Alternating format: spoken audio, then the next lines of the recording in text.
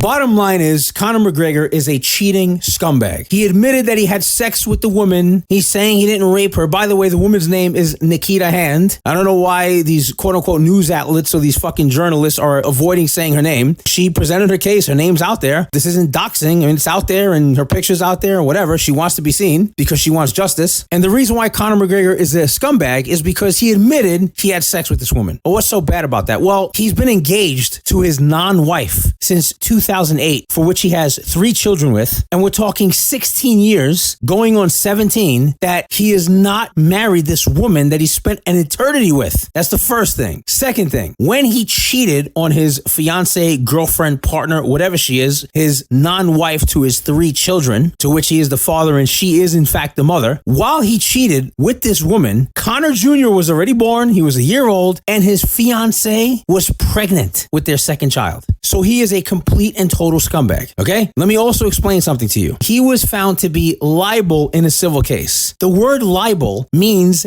guilty. Guilty of being responsible for all of the problems and financial hardships incurred by the victim in a case. He might have been found innocent of criminal charges, but in the civil case, how can you possibly be responsible for someone that you had a consensual relationship with, sexual relations, and have to pay all of her bills? Because she had multiple bruises. There was a rumor that he choked her because he just got choked out by a Khabib and he was taking out his anger on her, whatever. And she had all of the markings that a woman would have for being forcibly raped. And the story that she told in the criminal case, apparently because of a fucking technicality, he was let off. Here's the difference between a civil case and a criminal case. In a criminal case, innocence is based on technicalities, not facts. This is the phrase that you hear in all the TV shows called reasonable doubt. And the criminal, the one being tried, is presumed innocent until proven guilty. Keep that in your mind. So you have to prove to everyone in that room, the jurors, the judge, everyone, they have to be convinced that there is no doubt, any kind of technicality that would say that Conor McGregor, in fact, did not rape this girl. If there's a technicality, he gets off the hook. Okay, he gets found innocent of that. Remember, this is all technical shit. Well, she then files a civil case, and guilt in a civil case is called libel. And libel is based on facts and not technicalities. Instead of being called reasonable doubt, it is called more likely than not to have happened. All right? Okay, more likely than not to have happened. And you are neither innocent nor guilty. You are simply a third party and you're listening to the facts, and the only thing that's called into question is, did these things happen? And are you more likely than not to have been guilty of committing that crime? Okay? Libel is a conflation of guilt, meaning he was found guilty in the civil case, which is why he has to pay this woman $250,000. The moron then goes right to fucking X and he just starts badgering this woman that he already, I mean, he just think about his poor non-wife, his partner, his girlfriend, his quote unquote fiance of 16 going on 17 years now, who basically gave birth to 3 of his fucking children. She has to sit there completely stone-faced, not like Alex Pereira, but she has to have her best poker face on, not like Lady Gaga. I gotta stop with these fucking references. But she has to sit there and take this shit the same way that Nikita Hand took Conor McGregor's penis and just stay fucking quiet about it. He is in fact a scumbag of the highest order. Now let me tell you what happened recently, because it seems to be also underreported. You will not hear about it anywhere else except here. Proper 12, a company that everyone knows, Proper 12, the best out is whiskey, mate, who everyone presumes is owned by Conor McGregor. Guess what? It's not owned by Conor McGregor. It's owned by a third-party entity called Proximo Sports. Proximo Sports has decided to remove anything referencing to Conor McGregor. Ads, marketing, all those trucks you used to see going around, no more Conor McGregor. He's gone. He apparently was in a video game called Hitman, which used to be pretty cool in the PC way back. And now, you know, I'm kind of dating myself.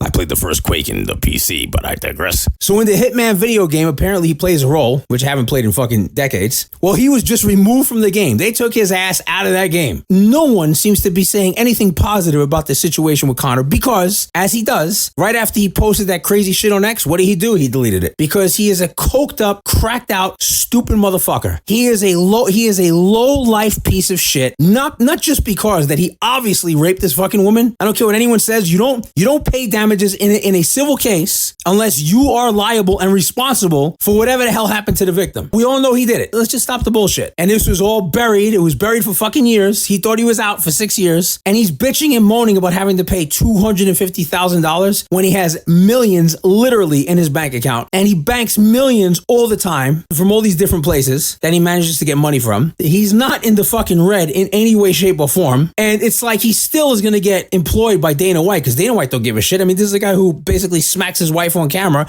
and starts a league called Slap League. All right, I mean, maybe he'll start the rape league now. Who knows? Why would anyone want to see Conor McGregor fight again? Why would you pay anything? Why would you pay a cent to watch Conor McGregor fight? Because it's not like this is the only thing that he's done. Everyone always talks about John Jones. I talk about John Jones, and he's done a lot of crazy fucking shit. But there's something changed about John Jones in the last couple of years. I don't know what it is, but he started to make fun of himself. Like I said in the last podcast, it's like the Mike Tyson transition, where he's starting to joke around about himself, like calling him Bones Jones, Dr. Bones or whatever, and he breaks bones as a chiropractor for whatever company he works for. Is great. Check it out on my Instagram at MuscleTalkRadio. He's starting to actually have a sense of humor about himself. That is something that I can appreciate, and he's old enough where he's just like, well, whatever, I don't have to fight this Tom Aspinall. I'll fight Alex Pereira. It's a better fight anyway, for anyone who's not a fucking casual. And Conor McGregor, every year, I'm fighting in 2022, mate. I'm fighting in 2023. I'll fight Chandler in 2024. Like, we know he's not coming back, guys, but now he might have to come back. I don't think his wife is going to stay. Oh, I'm sorry. Did I say wife? I don't think his girlfriend is going to fucking stay with him any longer. I think she's just going to keep the fucking ring, but of course, I think legally he could take the ring back, which is probably why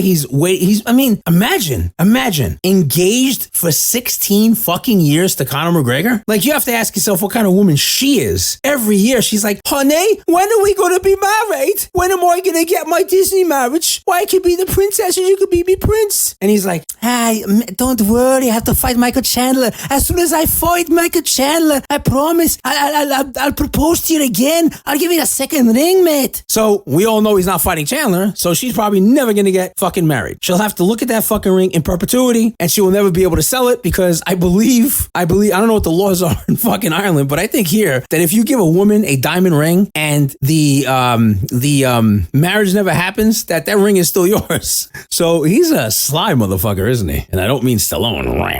So he's just a piece of shit. Why do you want to see this guy fight when, the landscape of fighters, not just currently, but coming up, is absolutely fucking amazing. I mean, you got Shavkat fighting Ian fucking Gary. I mean, I'm not a huge fan of Ian Gary, but I'm going to watch that fight because I think that's a compelling fight. Because Ian Gary is just a shit-talking moron, and you got Shavkat, who's an absolute killer. He's a murderer. Amazing fight coming up. Matter of fact, that whole card is amazing. I mean, we just had Khamzat Boris Chimaev. I fight everybody! Like, conquer Robert fucking Whitaker. So who the hell is he going to fight next? That's pretty fun, right? Dreykus maybe? Maybe Strickland? Maybe Adesanya? That would be my fucking dream fight. Whatever. It doesn't matter. And then you have Islam Makhachev, who's allegedly going to fight this other guy. I really hope he doesn't fight, what's his name? Manukian? I really don't know how to say his fucking name. I want him to fight Ilia Topuria. Make it a super fight. I want to watch John Jones fight Alex fucking Pereira. I do want to see Aspinall fight. I just don't think he should be fighting John Jones. He needs to fight Sidogan. If you don't think him fighting Sidogan is an amazing fight, you are a casual douchebag. And you probably drink proper 12, mate. Or you don't PKFC, mate. It's so much bigger than UFC, mate. Red Panty night is every fucking night in my fucking house. Just ask me girlfriend / partner / fiance, non-wife. Come here, non-wife. Suck me dick. I mean, does anyone give a shit who Conor McGregor fights next? If Cowboy Cerrone actually comes back, I'd rather watch him fight anyone. If Jorge Masvidal and Nate Diaz come back for a fucking second fight, or if they come back individually and fight other people. If Ben Askren comes back, I'll watch Ben Askren fight. I don't care and give a shit at all for Conor McGregor. And if you care about Conor McGregor, it just tells me that no matter what these fucking people do, that you will put your money down and support this fucking guy. He was found guilty in the civil case. Translation, he was guilty of fucking sexual assault. What is sexual assault? Rape. Here's your definition. Quote, sexual contact or behavior that occurs without explicit consent of the victim. Okay? More likely than not, he was found guilty, liable for the following. Sexual contact or behavior that occurs without explicit consent of the victim. That's called guilty of rape in the civil case, and because of a fucking technicality, as all these stars get off, in the fucking criminal case, he was found innocent. Believe the fact that he is not fucking innocent. And also, do you remember what happened in fucking Brooklyn when he wasn't even fighting and Habib had to go fight someone, and he takes the hand truck, which everyone calls a dolly. You got fucking Dana White going, he threw a dolly in the fucking bus. First of all, dickhead, that's not a dolly. A dolly is a little wooden fucking, flat piece of shit on the floor that has 4 wheels. A hand truck is like a 50 to 60 pound standing device with these 2 huge wheels at the bottom that could expand outwards to carry up to like 5 to 600 pounds of fucking equipment. It weighs 50 or 60 fucking pounds, which is why he couldn't launch it from where he did. He had to take a running start and throw it like a fucking javelin, and he aimed over the bus and it came crashing in and it hit that guy's face, and Rose Namajunaminous was on the bus too, and whoever the hell he hit got all bloodied up, and other people were on the bus. And do you want to know what happened to him? He didn't go to jail because any other fucking person would have went to jail. He had a judge and he had to go like clean a church in fucking Brooklyn for 8 hours. I'm not joking. His punishment for throwing a fucking 50 to 60 pound hand truck that could have killed someone if it would have connected with them, and by the way, glass shattered all over the place, all he had to do was like clean a church for 8 hours in like a part of Brooklyn that, was relatively safe and everyone knew who the fuck he was, so they treated him fucking great. I mean, it's in his goddamn documentary. Go watch it. Don't take my fucking word for it, you fact-checking dickheads. By the way, some idiot wrote on my page, well, it's obvious you don't fact-check.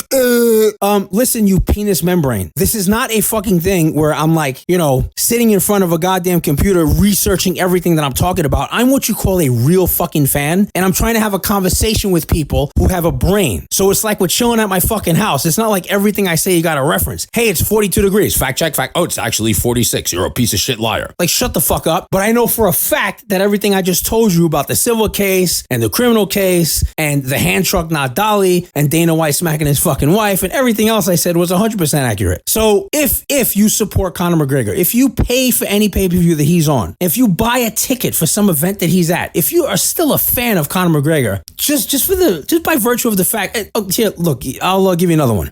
Go look up the time where he was in fucking Ireland and some old guy wanted to buy him some old guy was sitting at the bar. Conor wanted to buy him a drink, and like the old guy was like, no, fuck you, I don't want your drink. He probably didn't like Conor for whatever reason. And what does Conor McGregor do? He smacked the old guy in the fucking head. Smacked him in the head. What about the time where Conor was caught on video and he was walking by a crowd and he was like black dude standing there with a phone. He was saying something to him. He was filming him. And so Conor walked over to him. He asked him for the phone. Conor took the phone, smashed it on the floor, stepped on it. What happened to him there? Absolutely fucking nothing. Nothing happened to him. Zero. How much shit are you going to tolerate before you say, maybe I shouldn't support a scumbag? Maybe Conor's time is fucking done. If you don't think it's done after getting his ass kicked twice by Dustin Poirier, then you're fucking stupid. I don't believe that Israel Adesanya is done in terms of skill, but I think in terms of heart, he's finished. I mean, the guy got beat up by Strickland and then he taps out to fucking Dreykus. Remember? I manifested this. And then after his fucking, in like the post-fight interview, he's like, well, I didn't manifest that. I guess the manifesting shit doesn't work. Israel, Mubalaji Timatayu, Dunayu, Uluwafemi, Ulawabi, Nadisonya.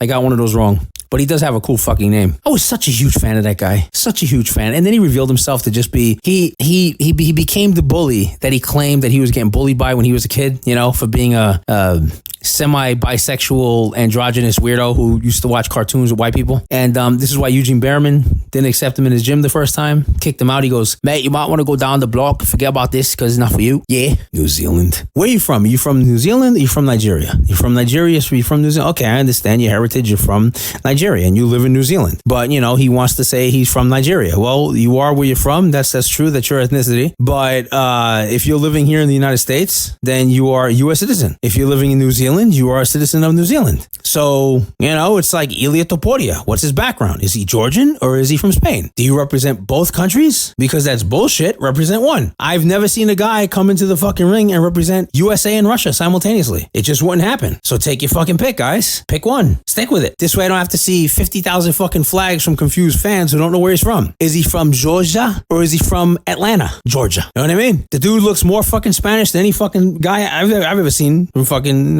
Georgia or Spain. He looks like the Spaniards. And by the way, he's called El Matador, okay?